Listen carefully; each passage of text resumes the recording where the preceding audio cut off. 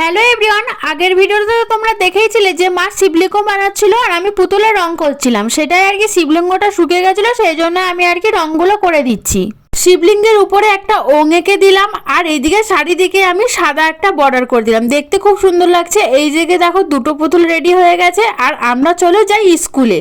স্কুলে গিয়ে দেখছি একজন লক্ষ্মী আর গণেশ কি সুন্দরভাবে করে নিয়ে এসেছে আর ঝাঁটাও অনেকে নিয়ে এসেছে। সেই আগেকার পুরোনো দিনের স্কুলের কথা মনে পড়ে গেল।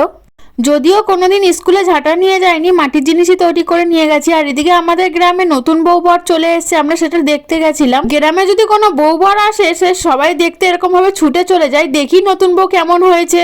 দুপুর হয়ে গেছে, দুপুরবেলা স্নান করে আমি খেয়ে নিচ্ছি এখানে মূলো শাক ভাজা আর পালং শাক আর মাছ আলু দিয়ে তরকারি। আর এদিকে সন্ধ্যেবেলা হয়ে গেছিল। ষাঁড় বাবাটা দেখো কিভাবে যাচ্ছে, কি ভয়ঙ্কর। গুতালে যে কোথায় চলে যাব, আমি আবার ভিডিও করছি কোন সাহসে কিছুই বুঝতে পারলাম না। আজকের মতো ভিডিওটা এইটুকুই।